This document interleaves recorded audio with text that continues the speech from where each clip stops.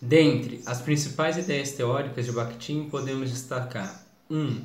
A linguagem sempre deve ser vista como um fenômeno social. 2. A linguagem se constitui através de relações dialógicas entre os interlocutores. E 3. A linguagem sempre é ideológica, nunca é neutra. Vejamos cada um desses pontos. 1. A linguagem sempre deve ser entendida como um fenômeno social. Para Bakhtin e para o Círculo, a linguagem somente pode ser plenamente entendida se considerarmos que os interlocutores estão imersos em uma situação da comunicação dentro de um contexto social de uso. Desse modo, Bakhtin e o Círculo diferenciam-se de duas correntes do pensamento linguístico. A primeira delas eles nomeiam de objetivismo abstrato.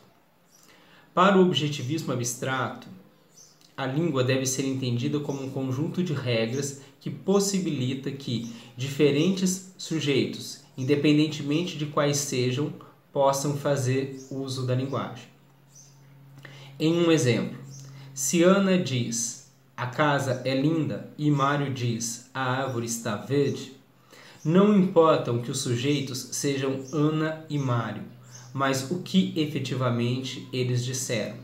E, além disso, desconsiderando a subjetividade desses sujeitos que enunciaram, olha-se para esses enunciados concretos e busca-se neles regras abstratas. Assim, o que importa não é que as frases sejam "a casa é linda" e "a árvore está verde", mas que ambas tenham como fundamento uma mesma regra de estruturação sintática, que podemos resumir em termos de sujeito, verbo de ligação e predicativo do objeto.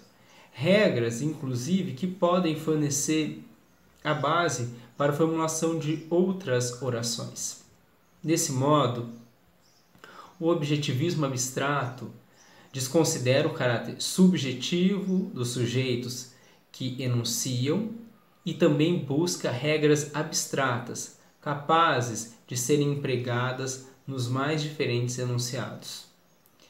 Uma outra corrente do pensamento linguístico, a qual Bakhtin e o Círculo se opõem, é por eles nomeada de subjetivismo individualista ou subjetivismo idealista.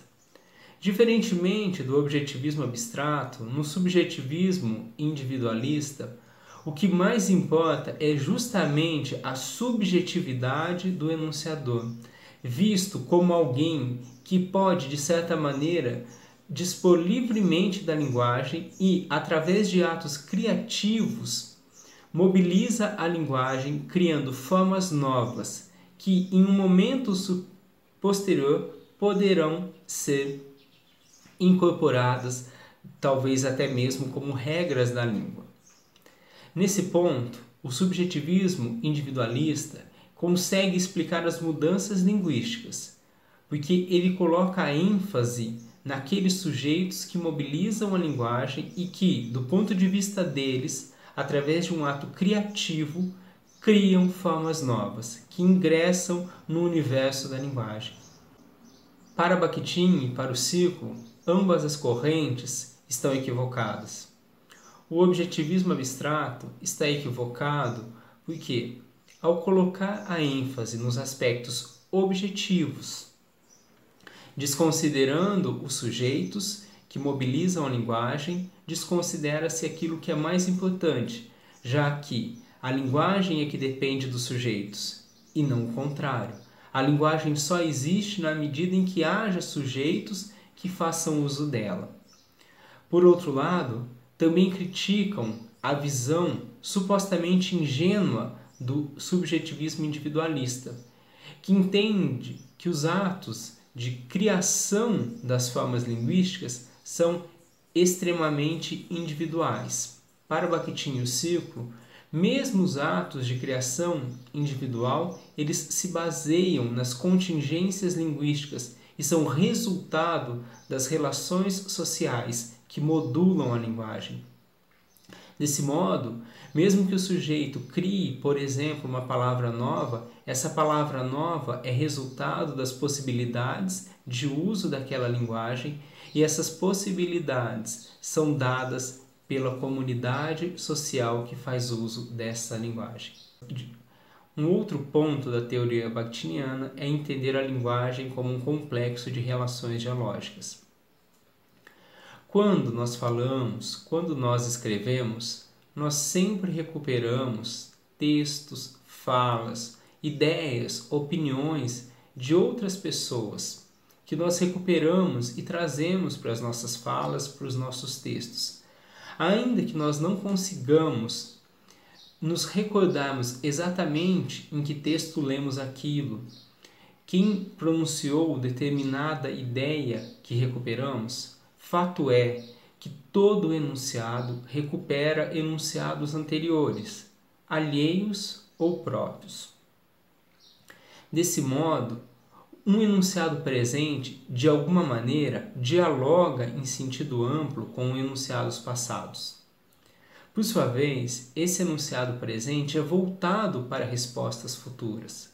Quando nós escrevemos, quando nós falamos, nós esperamos uma resposta em sentido amplo dos nossos interlocutores. Esperamos que eles compreendam o nosso texto, esperamos que eles compreendam as nossas falas, que a partir dos nossos textos e das nossas falas, eles mudem efetivamente ações no mundo. Desse modo, há uma relação infindável entre os enunciados, uns respondendo aos outros. A esse complexo de relações entre enunciados que respondem uns aos outros e que se voltam a respostas futuras, Bakhtin e o círculo nomeiam relações dialógicas. A linguagem, portanto, seria um complexo de relações dialógicas em que os enunciados se ligam através de elos dialógicos. Por fim, um terceiro ponto a se destacar é que, da perspectiva bakhtiniana, a linguagem sempre é ideológica, nunca é neutra. A linguagem é ideológica porque todas as nossas falas, todos os nossos textos carregam valores ideológicos, expressam as nossas ideias, expressam as nossas ideologias. Isso se relaciona, inclusive, com a questão das relações dialógicas. Quando nós falamos, quando nós escrevemos, nós sempre retomamos textos, falas que também carregam ideologias, que também expressam ideias. Essas ideias, essas ideologias são por nós também valoradas. Nós consideramos os enunciados anteriores bons ou ruins, adequados ou inadequados, úteis ou desnecessários. Assim também serão as respostas aos nossos enunciados, às nossas falas e aos nossos textos. Nossos interlocutores também julgarão os nossos enunciados, julgando-os adequados ou inadequados, úteis ou inúteis. Enfim, também reconhecerão neles a nossa ideologia e responderão a essa ideologia.